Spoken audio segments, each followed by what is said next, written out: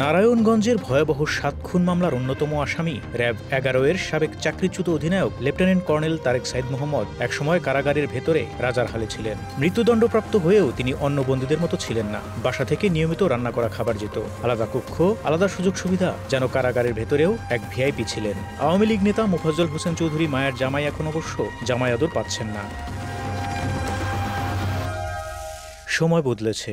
গত বছরের ৫ই আগস্ট আওয়ামী লীগ সরকারের পতনের পর পুরো চিত্রটাই উল্টে গেছে। গণ অভ্যুত্থানের পর নতুন প্রশাসন দায়িত্ব নেওয়ার পর থেকে তারেক সাইদের সব বিশেষ সুবিধা বাতিল করা হয়। এখন তিনি রয়েছেন কুমিল্লা কেন্দ্রীয় কারাগারের কন্ডেম সেলে, যেখানে মৃত্যুদণ্ডপ্রাপ্ত বন্দীদের রাখা হয় কঠোর নজরদারিতে।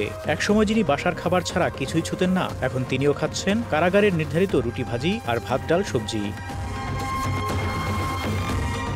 কারা কর্মকর্তারা বলেন তারেক সাইদের জন্য এখন কোনো আলাদা ব্যবস্থা নেই। সকালে রুটি ভাজি, দুপুরে ভাত, ডাল আর সবজি, রাতে ভাতের সঙ্গে মাছ, এই হলো তার প্রতিদিনের মেনু। পরিবারের সদস্যরা মাসের নির্দিষ্ট দিনে দেখা করতে এলে তাদের আনা কোনো খাবার বা জিনিসপত্রও এখন তার কাছে পৌঁছায় না। এবছর ২৭ এপ্রিল পূর্ণ হয়েছে নারায়ণগঞ্জে সেই ৭ খুন ঘটনার ১১ বছর। ২০১৪ সালের ২৭ April Dhaka Narayanganj link road থেকে সিটি কর্পোরেশনের তৎকালীন প্যানেল মেয়র নজরুল ইসলাম সহ ৫ জনকে অপহরণ করা হয়। বিষয়টি দেখে ফেলায় আইনজীবী চন্দন সরকার ও তার গাড়ি চালক ইব্রাহিমও অপহৃত হন। ৩ দিন পর শীতলক্ষ্যা নদীতে ভেসে ওঠে ৬টি লাশ, আর পরদিন পাওয়া যায় ৭ম লাশটি। নিহতদের মধ্যে ছিলেন নজরুল, চন্দন, ইব্রাহিম, মনিরুজ্জামান স্বপন, তাজুল ইসলাম, লিটন ও জাহাঙ্গীর আলম।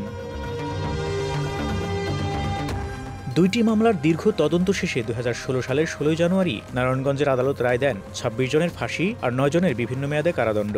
পরে হাইকোর্ট সেই রায়ে আংশিক পরিবর্তন এনে ১৫ জনের মৃত্যুদণ্ড বহাল রাখেন, বাকিদের দণ্ড কমিয়ে দেন। এখনও হাইকোর্টের এই রায়ের বিরুদ্ধে আপিল বিচারাধীন অবস্থায় রয়েছে। হাইকোর্টে মৃত্যুদণ্ড বহাল থাকা আসামিদের মধ্যে রয়েছেন তারেক সাইদ, র্যাবের সাবেক কর্মকর্তা চাকরিচ্যুত মেজর আরিফ হোসেন, চাকরিচ্যুত লেফটেন্যান্ট কমান্ডার SM রানা এবং নারায়ণগঞ্জের সাবেক কাউন্সিলর ও আওয়ামী লীগের বহিষ্কৃত নেতা নূর হোসেন। কারা অধিদপ্তরের তথ্য অনুযায়ী রানা এখন কাশিমপুর কেন্দ্রীয় কারাগার ২-এ আর আরিফ আছেন কাশিমপুর হাই সিকিউরিটি কেন্দ্রীয় কারাগার ৪-এ কন্ডেম সেলে। সবার ক্ষেত্রেই একই কঠোর নিয়ম চলছে, কোনো আলাদা সুবিধা নেই প্রভাব খাটানোর সুযোগও। কন্ডেমড সেলের জীবন একঘেয়ে, নিঃসঙ্গ ও সীমাবদ্ধ।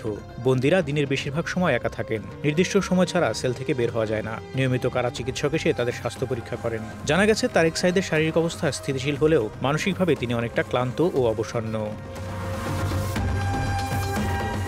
Desk report, Dhaka express.